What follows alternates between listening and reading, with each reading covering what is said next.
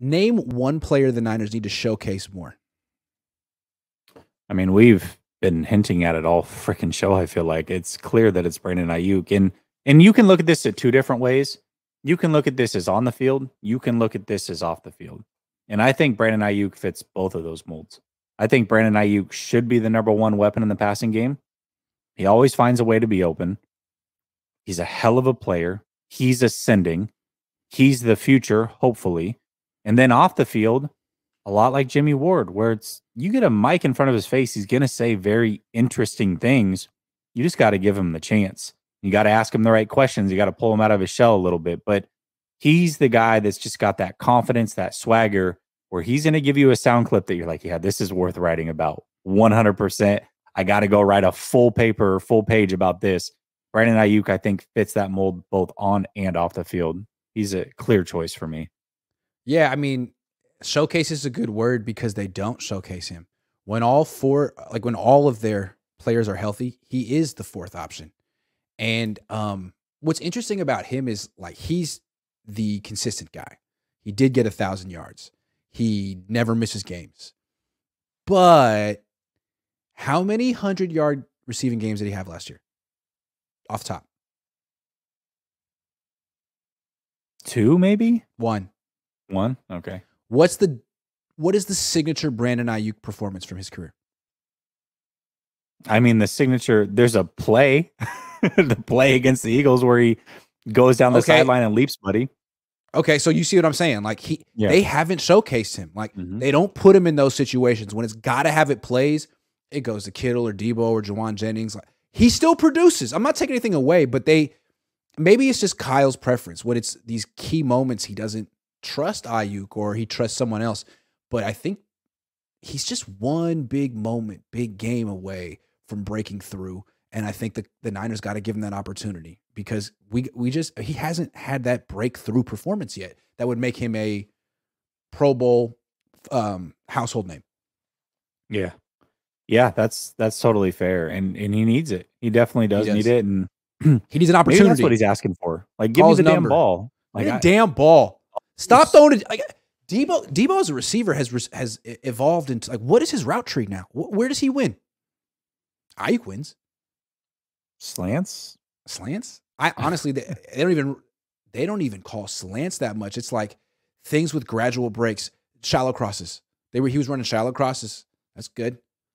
Screens, and running back stuff. Yeah. Hopefully Debo can. That was just a one-off because he's like 26, 27. He's not that old. He should be okay.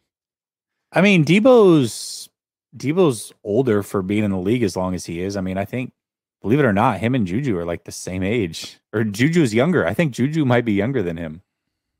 Yeah, that's true. Debo's 27. Debo's 27. Wow. Yeah. Interesting. Stephen Pryor says there are also many teams who falter with top quarterbacks. Is Josh Allen? Think it goes both ways, fam. We're oversimplifying the situation. We're not. Because when there's been 57 Super Bowls played and 43 have been won by a Hall of Fame caliber quarterback, I think that tells you that's the most important position. There are outliers. You can point to random teams throughout history, sure. But ultimately, you get the quarterback, you protect the quarterback, and you can go and win games. And yes, it doesn't mean that just because you have one, you're automatically going to win. I don't think that's what we're trying to say. But if you want to get in the conversation, you have to go get you one. And what I would do in Buffalo, I would keep Josh Allen. That's what I would do. Yeah. What would you do? No, I'm serious. I would probably get a different coach. Sean McDermott, yes. Great. Thank you very much. Offensive coach. I would get an offensive coach. Ben Johnson, maybe like Lions. Yeah. I mean, losing Dayball was a big deal for them. That was a problem. He was the best coach on the team. I'll ask 49er fans this. You guys can say it in the chat. I'm curious. I have a feeling that we're going to go more towards the 49er way because that's the situation we're dealt with. But if you ask me as a fan, would I rather be in a situation like the 49ers right now where they have the best team, right? But we don't know if the quarterback's going to be great or not. We don't know who it is. We just question marks every year at quarterback. Or I can be the Chargers or Bills, who have the established quarterback and they're trying to figure out other things, give me that problem. Because the quarterback is the hardest to figure out, and you've got that figured out.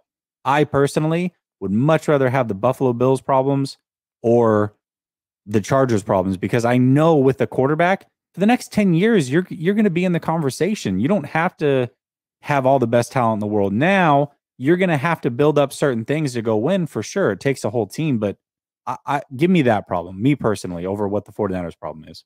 An interesting parallel is going to be the Niners and the Jacksonville Jaguars. Why the Jacksonville Jaguars? Well, they have Trent Baalke. Niners got rid of him. And Trent Baalke couldn't pick a quarterback to save his life. But he inherited Trevor Lawrence. Or when he got the job, he got to pick. He had the #1 pick. So who's going to build a better team? Trent Baalke, when you just give him the quarterback and say, fill in the rest? Or the Niners, where they fill in the rest and they say, find the quarterback? Like, they could be searching for a quarterback as long as Moses was searching for the promised land. You know, it could take 40 years. But with Trent Baalke, I don't know. He might be in the Super Bowl in 2 because he has Trevor Lawrence and he drafted well for like 2 years. Yeah. Yeah. You know? Absolutely. We'll see what happens. Rob Schneider says newly signed DN Bryant, 4 sacks in 4 years. Yeah, he's that good. I think he had 4.5 sacks in 1 year, and that's all the sacks that he had. And that was 2 years ago. He's never played more than 48% of the defensive snaps either. Yeah, he's kind of a big deal. Weary Nut says 2024 Super Bowl champion. Yeah, with Sam Darnold, right? Golly, come on. Mad Trucker says Ayuk was statistically a top 15 wide receiver. No doubt. For sure. And that's being the 4th option. Yeah, and a run-first team.